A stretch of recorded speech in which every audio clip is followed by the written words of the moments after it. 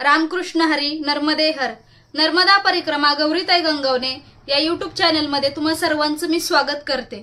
तर सर्वात प्रथम सर्वांना दीपावलीच्या हार्दिक हार्दिक शुभेच्छा।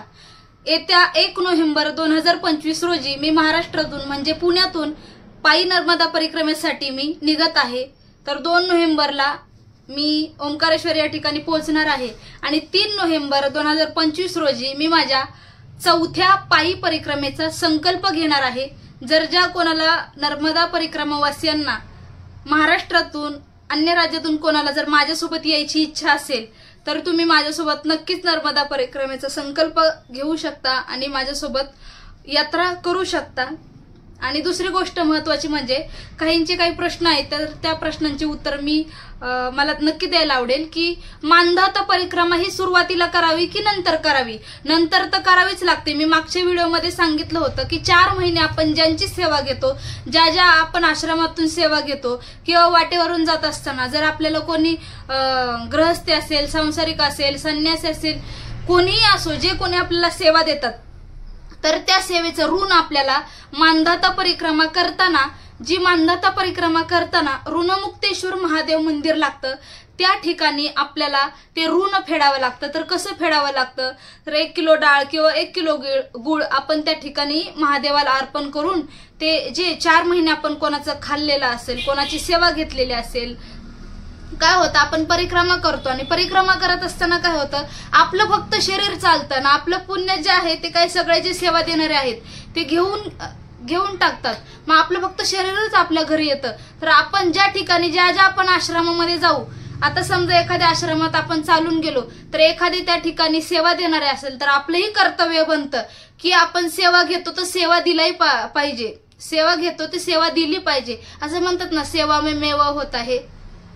तर जे कोणी नर्मदा परिक्रमा आता करत असतील किंवा आता ज्यांना करायची असेल कार्तिकी पौर्णिमेनंतर किंवा देवउठणी एकादशी नंतर आपण ज्या ठिकाणी आश्रमामध्ये जाऊ, भलेही ते आपल्याला करून देत नाही, संन्यासी असेल किंवा सेवा देणारे आश्रमात कोणीही असेल तर आपल्याला सेवा करून देत नाही, पण आपले कर्तव्य आहे की आपण खातो तर निदान काहीतरी सेवा केली पाहिजे। बघा आपण एखाद्या पाहुण्यांची इथे गेल्यावर काहीतरी थोडीफार मदत करतो, तसं आश्रमात गेलं ना म्हणजे आपला विरंगुळा पण निघून जातो। आपण जे खातो त्यांची सेवा तिथले तिथे ते ऋण फेडलं जातं। त्याच्यामुळे मानधाता परिक्रमा ही सुरुवातीलाही करावी आणि जर कोणाला सुरुवातीला परिक्रमा करायची असेल तर 1 दिवस गॅप ठेवून करा, कारण की कसं आहे मानधाता परिक्रमा करताना चढ उतार आहे, थोडेसे मांड्या वगैरे दुखतात, आपल्याला चालायची सवय नसते। 7 ते 10 किलोमीटरची परिक्रमा आहे आणि दुसऱ्या दिवशी आपण लगेच संकल्प घेतो, त्याच्यामुळे दगदग होते। त्याच्यामुळे ज्यांना मानधाता परिक्रमा करायची नसेलच तर नावेचा पण मार्ग आहे, नावेने पण तुम्ही ती 400-500 रुपये देऊन ती परिक्रमा आपण करू शकतो किंवा आपण चालतही परिक्रमा करू शकतो। आणि दुसरी गोष्ट महत्वाची म्हणजे की पांढरेच वस्त्र घालावे का? हो, तर नर्मदा परिक्रमा करत असताना आपली एक साधकाची अवस्था असते, आपण त्या ठिकाणी साधनेला चाललेला असतो, तर सर्वांनी पांढरेच वस्त्र घालावे, कलरचे कोणतेही वस्त्र घालू नये। संन्यासी जर असतील तर त्यांनी भगवे वस्त्र घातले तरी चालतील, पण जे कोणी सांसारिक असतील, गृहस्थी असतील, सामान्य असतील तर त्यांनी व्हाईटच वस्त्र घालावे आणि पुरुषांनीही पॅन्ट घालू नये। बरेच जण विचारतात आम्ही पायजामा घालू का, तर पुरुषांनीही लुंगीच घालावी, उपरणं घालावं। संकल्प घेतानाही जो आपला पोशाख असेल तो पांढराच पोशाख आपला असावा। तर मी पण येत आहे 3 नोव्हेंबरला नर्मदा पायी परिक्रमेसाठी, तर तुम्ही या, तर आपण भेटूया आपण ओंकारेश्वर मध्ये। तर थोडक्यात मला माहिती द्यायची होती, तर पुनश्च एकदा सर्वांना दीपावलीच्या हार्दिक हार्दिक शुभेच्छा। तर भेटू आपण 3 नोव्हेंबर 2025 नंतर। 3 नोव्हेंबर 2025 नंतर माझे जे नर्मदा पायी परिक्रमेचे व्हिडिओ आहेत ते कंटिन्यू मी करणार आहे, जे 6-5-6 महिन्यात माझी परिक्रमा पूर्ण होईल। आणि अजून एक सर्वांना एक महत्वाची बातमी आणि आनंदाची सूचना म्हणा किंवा बातमी म्हणा, ज्यांना कोणाला पायी नर्मदा परिक्रमा करायची आहे आणि वय झालेलं आहे, सांसारिक आहे किंवा कामानिमित्त व्याप भेटत नाही, तर मी जेव्हा नर्मदा पायी परिक्रमा करून येणार आहे रिटर्न फेब्रुवारी-मार्च मध्ये, तेव्हा मी पाठीमागच्या वर्षी जसं नियोजन केलं होतं ट्रॅव्हल्सने परिक्रमा करायची, थोडंसं माझा जो शारीरिक त्रास होता तो झाला होता, त्याच्यामुळे मला ती परिक्रमा कॅन्सल करण्यात यावी लागली.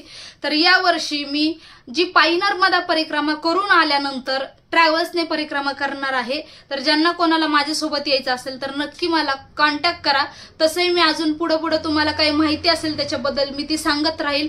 आणि अजून एक गोष्ट महत्वाची म्हणजे की मी 3 नोव्हेंबर 2025 रोजी संकल्प घेत आहे.